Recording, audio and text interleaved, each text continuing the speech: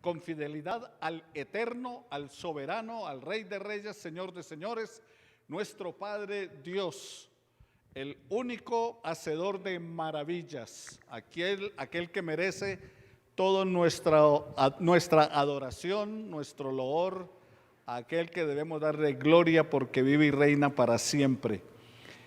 También con fidelidad a la palabra del Señor, porque la palabra del Señor es la que convierte el alma, la que hace sabio al sencillo. La palabra del Señor es guía, luz para nuestra vida, para la vida de nuestras familias, para la vida nuestra. La palabra de Dios demanda de nuestra vida cómo debemos comportarnos, cómo vivir y compartir la vida cristiana. Con fidelidad a la familia de la fe, la amada del Señor, la iglesia, y con fidelidad también a nuestras familias. Queremos allá, usted donde está en la comodidad de su casa, recordarle lo que dice Hebreos 10:25, no dejando de congregarse como algunos tienen por costumbre, y tanto más cuando veis que aquel día se acerca. O sea, venga, congreguémonos, estemos juntos, compartamos de este día un poco frío, pero también con un corazón caliente, entusiasmado por la presencia del Señor en nuestras vidas. Y a ustedes bienvenidos que están acá con nosotros en esta mañana. Qué bueno tenerles y gozarnos, el podernos ver de nuevo. Es una alegría, un gozo, porque es disfrutar del don precioso de la vida, de aquella vida que Dios nos ha dado. Bueno, aunque el mundo está celebrando el Día de las Brujas, el Día de los Muertos, hoy y mañana, nosotros celebramos el Día de la Biblia, el Día de la Palabra del Señor, un 31 de octubre. También, en cuanto a la reforma, hubo la impresión de la Palabra del Señor de forma masiva, o sea que hoy es el Día de la Biblia, que muchos no lo saben, aún cristianos, pero hoy es el día de la palabra. Y siempre Jesús estaba diciendo, está escrito, o escrito está. Y se refería constantemente a las Escrituras. Vamos a mirar en San Lucas, en el capítulo 4, versículos 16 al 19 de la palabra del Señor. Lucas capítulo 4, versículos 16 al 19, hermana Jael nos dirige en esta lectura de la palabra. Lucas 4, 16 al 19.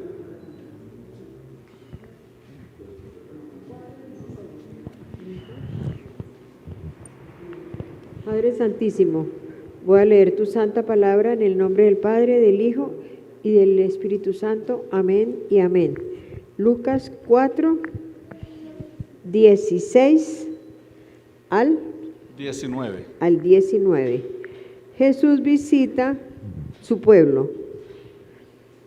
Entonces Jesús regresó a Nazaret, el pueblo donde había crecido.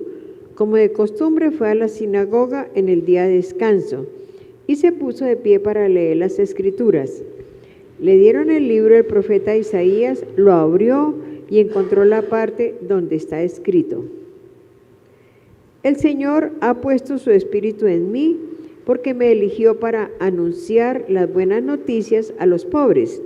Me envió a contarles a los prisioneros que serán liberados, a contarles a los ciegos que verán de nuevo y a liberar a los oprimidos, para anunciar que este año el Señor mostrará su bondad. Luego Jesús enrolló el libro, se lo devolvió al ayudante y se sentó. Todos que estaban en la sinagoga le ponían mucha atención. Entonces Jesús les dijo: lo que acabo de leerles se ha cumplido hoy ante ustedes. Todos hablaban bien de Jesús, estaban impresionados por lo bien que hablaba y dijeron: ¿no es este el hijo de José? Él les dijo: yo sé que me van a venir con el viejo refrán: médico, cúrate a ti mismo. Haz aquí en tu propio pueblo lo mismo que oímos que hiciste en Capernaum. Pero les dijo: la verdad no se acepta ¿Hasta ahí? Hasta ahí, hermano. Gracias. Muy bien, ¿qué encontramos nosotros aquí en este texto? Jesús acaba de regresar a su pueblo Nazaret. Ustedes recuerdan que él nació en Belén, pero una vez que nació en Belén por la persecución de Herodes, su padre putativo, o sea José, se lo llevó junto con María a Egipto. Cuando regresó todavía estaba Herodes gobernando, y por miedo entonces se fueron a vivir a Nazaret. Por eso se conoce como Jesús el Nazareno. Y también eso está dentro de ¿qué? De la Escritura. Así que llega Jesús allí a aquel lugar y quiere que la gente, no sé, Manuelito y Beatriz, si se quieren sentar aquí adelante para que la gente les tape el frío porque está entrando mucho. También acá, bueno, entonces mejor ahí. Ok, entra el frío también de acá de la puerta. Ok, bueno, yo quería protegerlos del frío y antes se las iba a poner en el ventarrón. Ok, entonces, ¿qué es lo que encontramos en la palabra? Que Jesús llega, y él se había ido de ahí, se fue a Jerusalén, ahora regresa a su pueblo, regresa a Nazaret y quiere que la gente llegue a una importante conclusión. ¿Cuál conclusión? Que Él es el Mesías que han anunciado las Escrituras. Las Escrituras por todo el tiempo en el Antiguo Testamento, por eso es importante el Antiguo Testamento, porque el Antiguo Testamento nos va mostrando el camino hacia Jesús. Porque algunos dicen, no, solamente con el Nuevo Testamento, dejen el Antiguo Testamento de lado. No podemos dejarlo de lado. Porque el Antiguo Testamento está anunciando el Mesías que vendría. Y menciona las características de ese Mesías, menciona el lugar de nacimiento de ese Mesías, menciona todo el proceso. Por ejemplo, Miqueas dice, y tú Belén, Éfrata pequeña entre las grandes, de ti saldrá el que será el rey de las naciones. ¿Y a quién se refiere? A Belén. Tú Belén, Éfrata pequeña, o sea, Éfrata es pequeñita, una ciudad insignificante de Israel, lo anuncia. El profeta Isaías, ¿qué dice? La Virgen concebirá y dará a luz un hijo, y llamará su nombre Admirable, Consejero, Dios fuerte, Padre eterno, Príncipe de paz. O sea que el Antiguo Testamento está ¿qué? Anunciando el camino. En el tiempo de Moisés dice que Dios levantará profeta en medio de ti.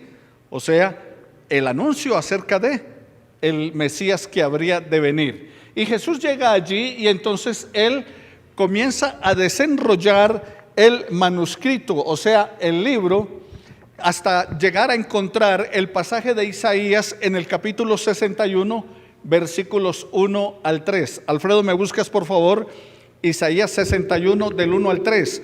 ¿Y por qué decimos comenzó a desenrollar? Como ustedes pueden ver en la imagen, esto era la Biblia de esa época, o sea, el Antiguo Testamento, en rollo de pergamino que estaba con 12 palos o 2 varas en las puntas y se enrollaba hacia el centro.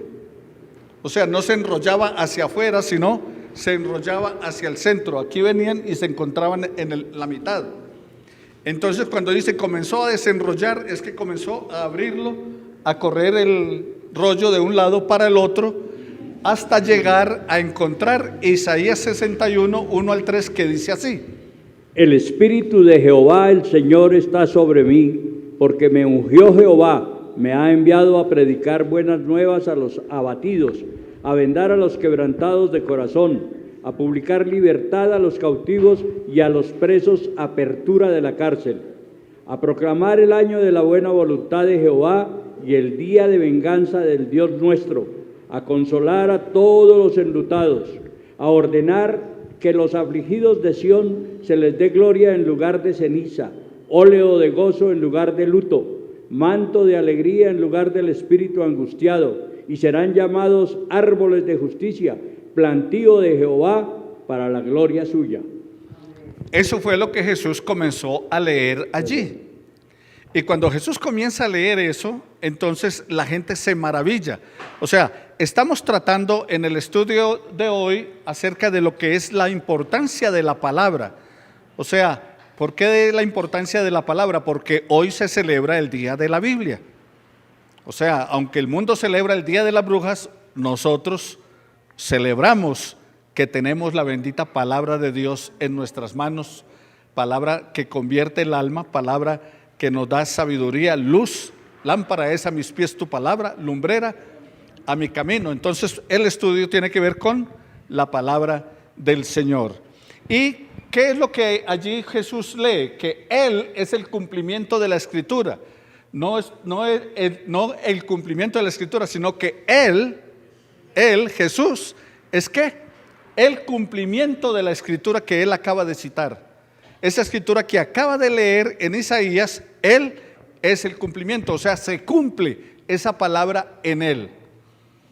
La palabra de Dios se cumple en Cristo. ¿Por qué? Porque Cristo es el personaje central de la Biblia desde Génesis hasta el Apocalipsis. No hay otro personaje central. No es María, no es el apóstol Pedro, no son los santos, no son los fariseos, no son los saduceos, no son las religiones. El personaje central de la Escritura, desde el comienzo al final, es Jesucristo. Por eso somos cristocéntricos, por eso nos llamamos cristianos. ¿Por qué? Porque somos seguidores de Cristo. Hace años, cuando yo estaba pequeño, me enseñaban el catecismo del Padre Astete. Los que son cuchitos como yo de pronto lo leyeron.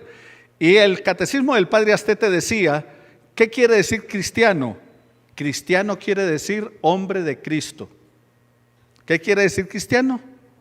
Hombre o mujer de Cristo. Nosotros somos cristianos, porque somos ¿qué? De Cristo. Alfredo. Hablando con un señor de origen judío, decía que respecto a esto, que el Antiguo Testamento es el centro del Antiguo Testamento es la historia de Israel. Le dije, sí, pero como herramienta para la venida del Señor Jesucristo en el plan de Dios. Exacto, sí. Es la historia de Israel, obvio. Es literatura judía. Pero apunta ¿a qué? Al Mesías. Y el Mesías es Cristo, porque la palabra Cristo es Mesías.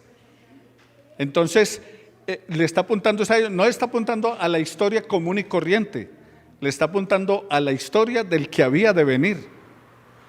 Desde Abraham, en ti serán benditas todas las familias de la tierra, y en Jesús se cumple esa bendición. Ahora, ¿qué es lo que Jesús espera que la gente que está en la sinagoga entienda cuando Él lee este pasaje?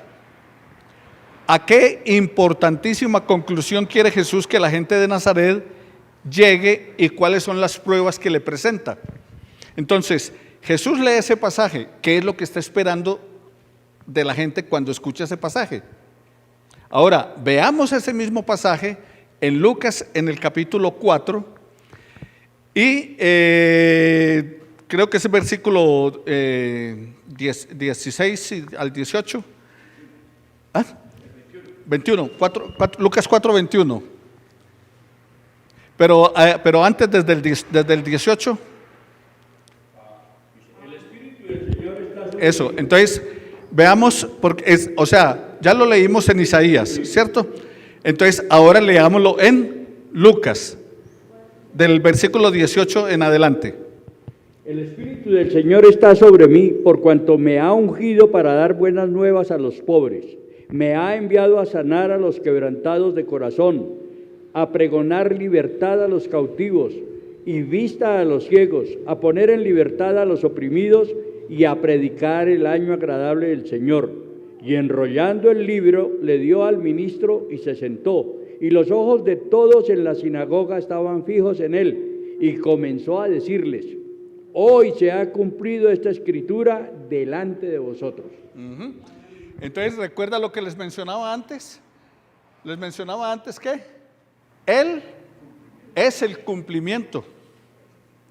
O sea, Jesús es el cumplimiento de esa escritura. ¿Y qué es lo que está diciendo al final en el versículo 21? Hoy se ha cumplido esta escritura. ¿En quién? En Él. Ahora, ¿qué destaca usted del mensaje que tiene el pasaje que lee Jesús? de ese ministerio? ¿Qué encuentra usted allí? ¿Qué destaca en lo que Jesús está mencionando? Gloria Estela. Vino a dar libertad a los cautivos. Vino a dar libertad a los cautivos. O sea que entonces todas las cárceles se abrieron y se fueron todos los presos a seguir delinquiendo.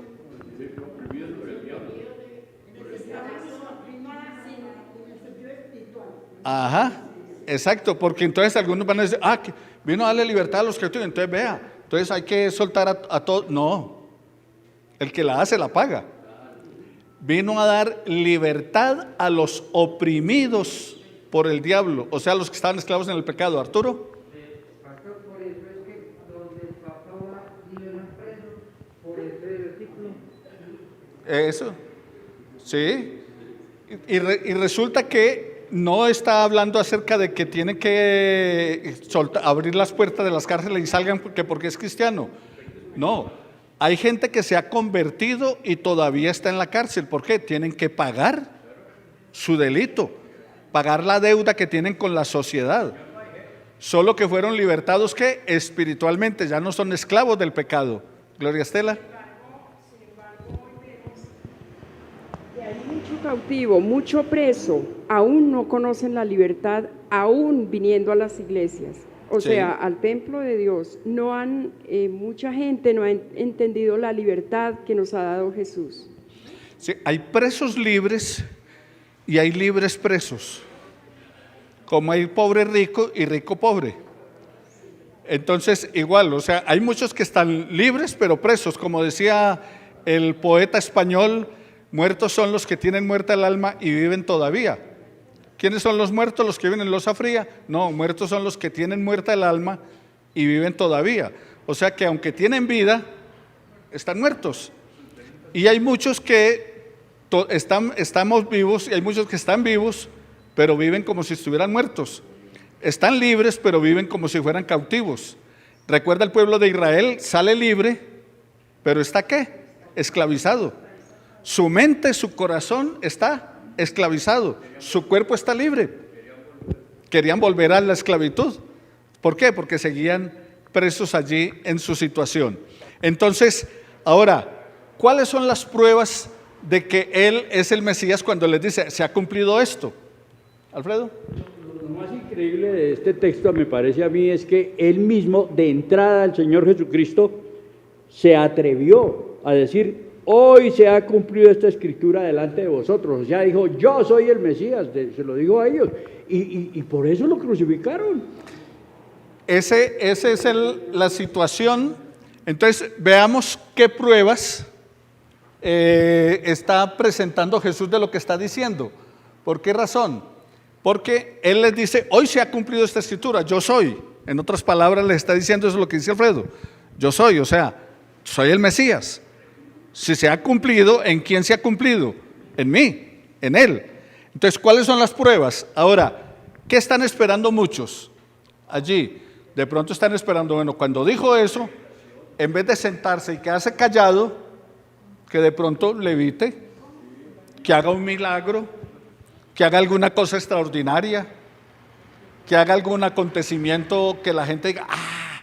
Y claro, ya seguramente habían escuchado que por allá había convertido el agua en vino, que había hecho algunas cosas, entonces estaba esperando, bueno, aquí que ratifique entonces quién es, que nos presente la realidad. Pero resulta que no les ofreció nada de eso. Simplemente se sentó y les dijo: hoy se cumplió. Aquí se está cumpliendo en mí. Porque el problema es que muchos estamos esperando para poder creer que se vean maravillas, que se vean cosas grandes, que alguna cosa acontezca. Y aunque no acontezca nada, Dios no sigue siendo real. No seguimos necesitando un Salvador. Y no es ese Salvador Cristo, aunque no pase nada. Porque es que el hecho no está en el milagro. Iban 10 leprosos caminando, se encuentran con Jesús. Y Jesús cogió y los sanó a todos. A todos. Y cuando regresan, entonces allí cuando regresan, ¿cuántos regresaron? Uno solo. Y el mismo Jesús pregunta, oye, ¿y dónde quedaron los otros 9? Porque todos fueron sanados. ¿Pero cuántos fueron salvos? 1. No todos los 10 fueron salvados, todos los 10 fueron sanados, pero salvos solamente fue 1. Porque a él le dijo, tu fe te ha salvado. O sea, eres salvo. Los otros simplemente fueron sanos. Así que no es el milagro, no es lo espectacular. Aunque no pase nada en tu vida, Dios sigue siendo real. Y aunque no pase nada en tu vida, Dios te está bendiciendo de todas maneras. Si observas aún en las cosas pequeñas, Dios nos está bendiciendo. Y aunque las cosas sean adversas, todavía contamos con la bendición de Dios, así sea adverso para nosotros, pero contamos con Él. Ahora, lo más probable es que todos los oyentes conocían esta profecía mesiánica. ¿Por qué? Porque ellos eran lectores de las Escrituras y en la sinagoga les enseñaban y que el Mesías va a venir y ellos esperaban el Mesías. Lo triste para muchos en Israel es que todavía lo están esperando al Mesías. Así que mis amados hermanos, él dice, hoy se cumple la escritura que ustedes acaban de oír. Y seguramente les explicó con más detalle lo que decía la profecía. Ahora, los presentes estaban acostumbrados al contenido de las palabras, pero la mayoría siguen esperando que él realice ese milagro espectacular, siguen esperando que pase algo, y eso es lo que está sucediendo en el día de hoy, que muchos comienzan a cambiar de religión, van como saltando como el cristiano conejo de campaña en campaña, de lugar en lugar, buscando el milagro. Pero no están buscando la presencia de Dios, sino buscando el milagro. Y necesitamos, ustedes, los que nos están viendo y escuchando en otras partes, y yo, necesitamos buscar la presencia de Dios, no tanto el milagro. Porque si encontramos la presencia de Dios, tenemos todo. En Cristo estamos completos.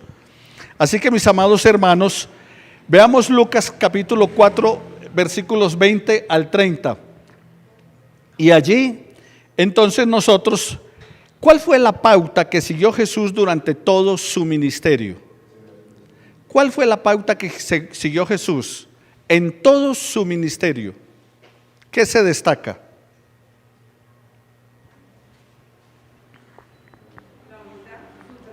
Humildad, amor,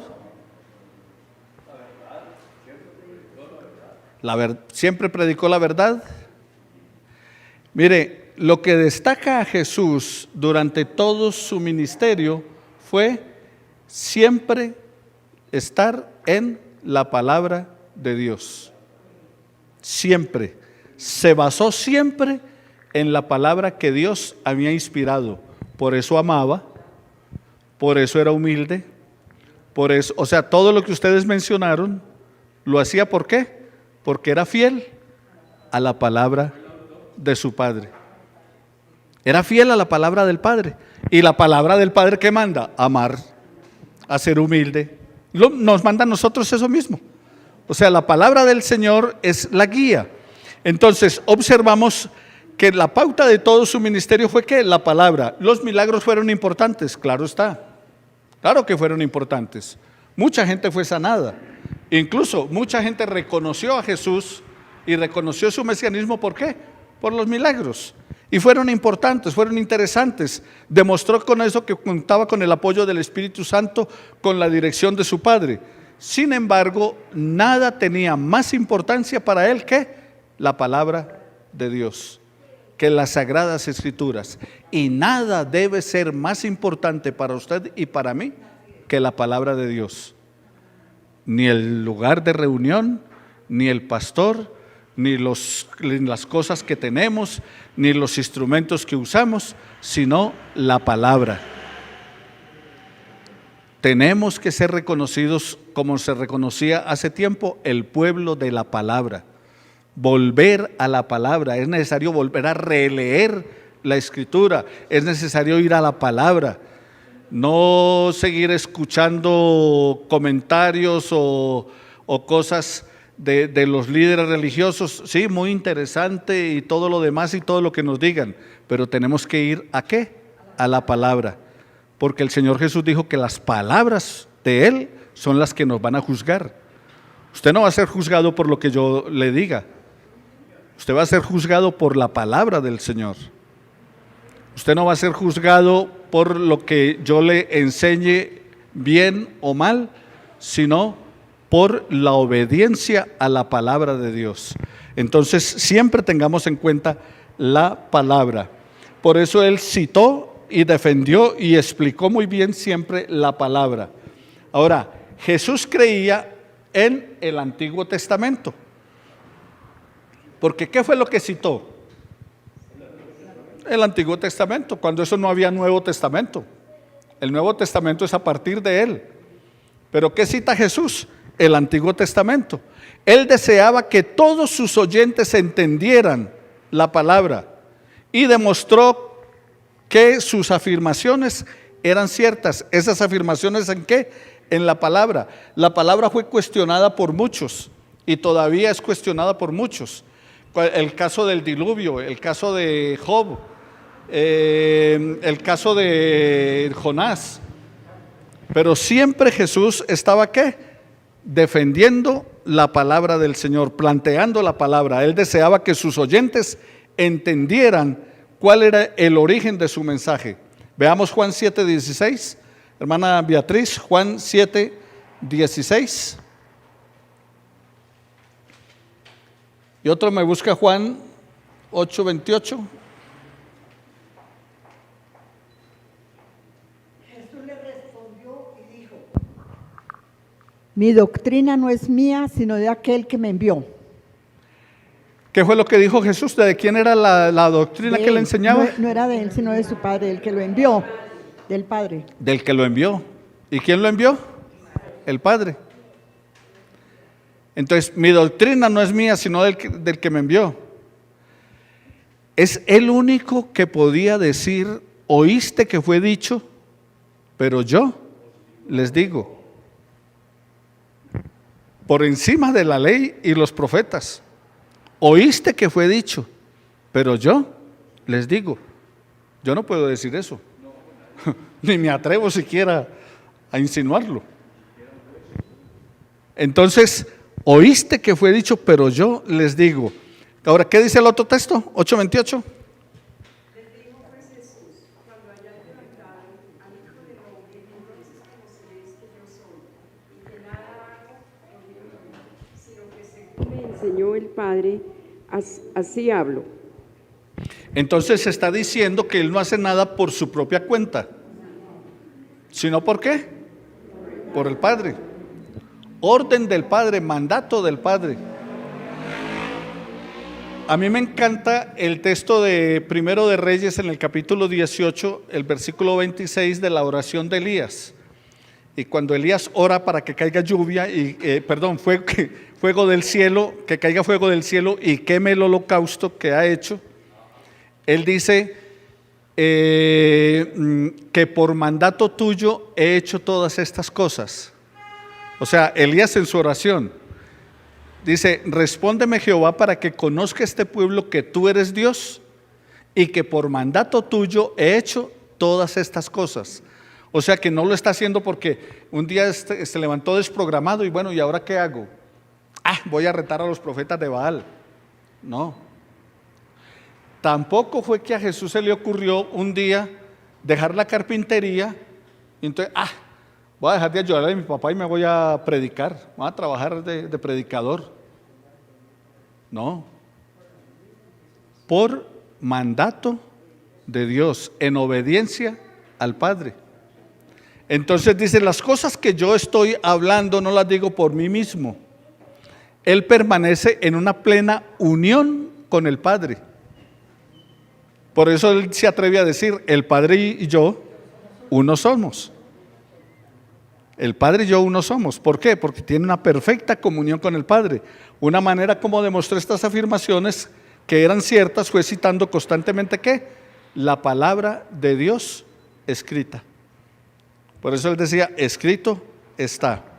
Entonces, en primer lugar, Jesús apeló al Antiguo Testamento como máxima autoridad. Veamos Mateo 4, 1 al 11.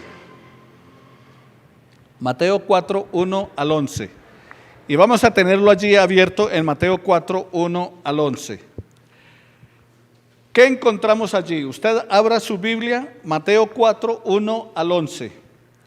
Y aquí encontramos el relato de la tentación de Jesús. Y la tentación de Jesús está en tres partes.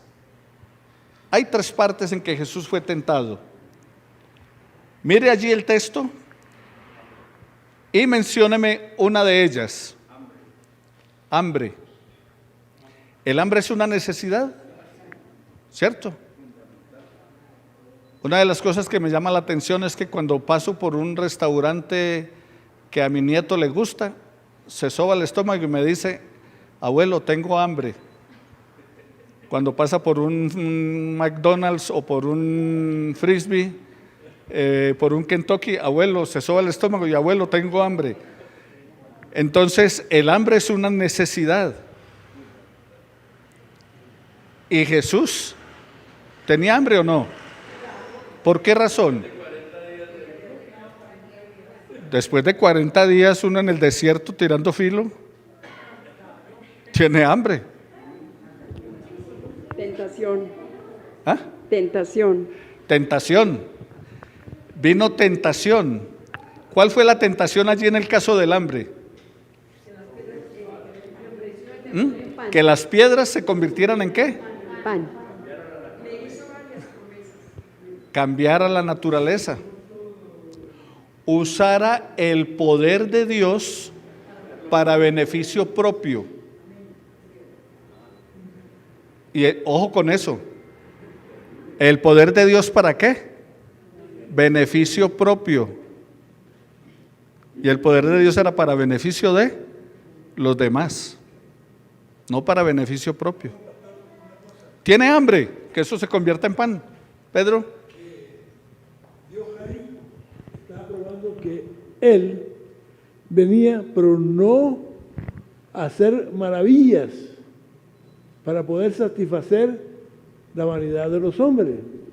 No, Él iba a hacerlo era porque era un hombre bondadoso. Y quedó, le dijo, él quedó de una vez.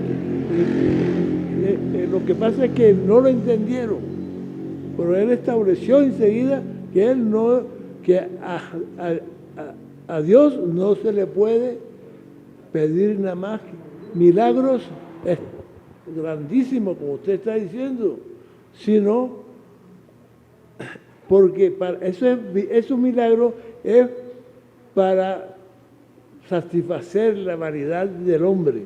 Él dijo: no, yo no voy a hacer esas cosas. Como no lo dijo en esas cosas, lo dijo en otras palabras, la gente le pedía a Jesús: milagro, milagro, milagro. Hoy también sucede lo mismo.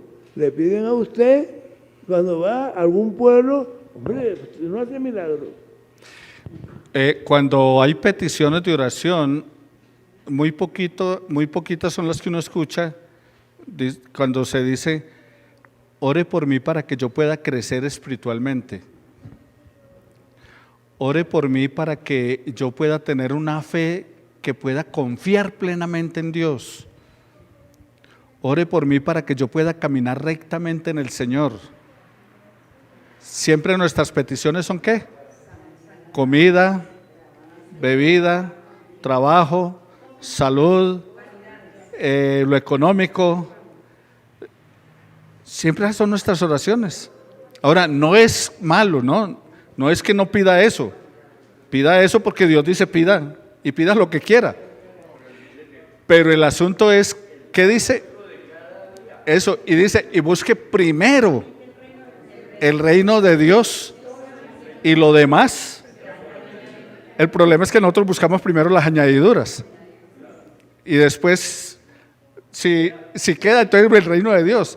Entonces, note allí. Vamos entonces a la segunda tentación. ¿Cuál fue? ¿La otra tentación, Beatriz?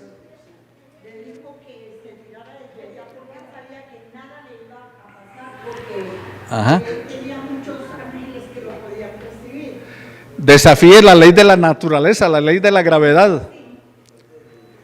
Súbase en este pináculo del templo, en la torre, y tírese que a usted no le va a pasar nada. Pero ¿qué le dice antes de decirle eso? Si eres el Hijo de Dios, o sea, lo reta, lo está tentando. Si eres el Hijo de Dios, tírese. ¿Y cuántos a usted no le dicen, no, pues usted no es pues hijo de Dios, entonces porque está enfermo? Usted no es pues hijo de Dios, entonces porque tiene necesidad. Usted no es pues hijo de Dios, entonces ¿por qué tal cosa? Y usted se va, ¿verdad? Y Dios, ¿por qué a mí no me atiende y por qué no me responde? Y a otros sí le respondió. Y a otros sí les hizo el favorcito y a mí ¿por qué no? O sea, el enemigo es muy astuto. Mejor dicho, a un viejito le preguntaron, un viejito que siempre hablaba bien de todo mundo, nunca hablaba mal de nadie, y entonces le dijeron, ¿usted qué opina del diablo? Para hacerlo caer, porque como nunca hablaba mal de nadie, entonces le dijeron, ¿usted qué opina del diablo? Y él dijo, que hace muy bien su trabajo. O sea, y él hace muy bien su trabajo. Él hace muy bien su trabajo, entonces pilas con eso, ¿no? Entonces la otra tentación le apela ¿a qué? A su orgullo, a lo que nosotros queremos, a nuestro orgullo. Yo me tiro de acá y no me pasa nada porque yo soy el Hijo de Dios y le voy a probar a este que sí soy el Hijo de Dios. No, usted no tiene que probarle nada a nadie. Usted lo único que tiene es que vivir para Dios, porque ni siquiera puede probarle a Él, ya que Él nos conoce, tal y como somos. Entonces usted no tiene que probarle a nadie nada, sino vivir el Evangelio. Y listo. ¿Y cuál fue la tercera? La avaricia. Lo que queremos. Si me adora, ¿qué? Le doy todos los reinos del mundo. Eso. Ahorita, de aquí hasta finales del 22, le van a estar ofreciendo de todo. ¿Quiénes? Los políticos. Puentes donde no hay ríos, les van a ofrecer de todo. Las promesas. Y resulta que siempre buscamos lo que queremos, porque queremos muchas cosas. Entonces, ¿apeló qué? Apeló a la necesidad. Tiene hambre, apeló a su orgullo y apeló a la codicia, al tener, poseer todos los reinos del mundo. Oiga, es que el diablo es muy atrevido, muy atrevido. ¿Por qué es muy atrevido? ¿Qué le ofreció a Jesús? Todos los reinos del mundo. ¿A quién se lo ofreció? Al Creador. Oiga, no es muy atrevido. Al dueño de todo, al Creador, le ofrece lo que es de Él. Le doy todos los reinos del mundo si usted me adora, al que los hizo. Álvaro. Me llama la atención que también le pide que lo adore a Él. Y le pide que lo adore a Él. ¿Y cuántos por la búsqueda del placer, del poder, del dinero, no terminan adorando ciertas cosas? Solo por buscar eso. Entonces tengamos cuidado. Ahora, ¿cómo contrarrestó Jesús esa tentación? Fue donde el pastor y le dijo, oiga, ore por mí que es que estoy muy tentado. Fue donde el gurú de su época a decirle, oiga, muéstreme cómo me libro de esto. ¿Cómo contrarrestó Jesús esto? Con la palabra. Con la palabra. Un duelo de la Biblia. Todas las palabras, todas, están en la Biblia escrita. Si quieres se la traigo el próximo domingo. Ahí está todo lo que preguntó y desafió, está en la palabra, y la respuesta que Jesús dio no son palabras de él ni nada, sino están ahí en la Biblia. Sí. La respuesta entonces para la tentación fue ¿con qué? Con la palabra. ¿Con qué piensa usted resistir la tentación? ¿Con qué piensa usted pasar las pruebas? Con la palabra de Dios. No hay otra manera. Por eso hoy estamos celebrando ¿qué? El día de la palabra. Hoy estamos celebrando que tenemos la palabra de Dios y que esa palabra de Dios la tenemos en nuestro propio idioma. Hoy tenemos la palabra de Dios, que la palabra de Dios nos ayuda a nosotros. Jesús usó la palabra de Dios para guiar su vida sabiamente. Y si Él usó la palabra de Dios, ¿qué tenemos que emplear nosotros? No podemos emplear otra cosa diferente a lo que Él usó. Así que recordamos que en las 3 tentaciones en el desierto, cada una de ellas Jesús la contrarrestó simplemente usando ¿qué? La palabra. De esa manera. Él no le dijo, no, mire, yo opino que tal cosa que no es que, no, pero es que si me tiro o porque tengo que probarle a usted las cosas. No. Simplemente le dijo, escrito está. No tentarás al Señor tu Dios. Escrito está. Al Señor tu Dios adorarás y a Él solo servirás. Escrito está. Siempre escrito está. Gloria. Aquí hay que destacar algo que Satanás siempre usa, ¿no? Y es la astucia. Como él con la misma palabra sabe que Jesús lo puede atacar con la palabra, pero él lleva la delantera. Con la misma palabra lo piensa atacar. Ahora, Satanás usa la palabra, pero tergiversada. Cuando tentó a Eva, ¿qué le dijo? Cuando tentó a Eva usó la palabra. Con que Dios os ha dicho, usó la palabra de Dios, que no puedes comer de ningún árbol. Pero eso fue lo que le dijo Dios. No. Dios le dijo, de todos los árboles puede comer, menos de este. Pero puede comer de todos. ¿Y cómo fue la tentación? Con que Dios os ha dicho que ningún árbol podés comer. O sea, usa la palabra, pero mucho cuidado, porque hoy también está usando la palabra desde los púlpitos, usando hasta gente buena, desde los púlpitos, pero usando que la palabra cambiada. O sea, tirando la palabra cambiada, de otra manera, haciéndole decir a la palabra lo que no está diciendo. Tenemos que tener mucho cuidado con ello. Continuamos entonces la próxima semana reflexionando acerca de la palabra, porque la palabra del Señor, recuerde, convierte el alma y hace sabio al sencillo. Demos gracias al Señor por su palabra. ¿Con qué limpiará el joven su camino? Con guardar su palabra. Hermana Beata.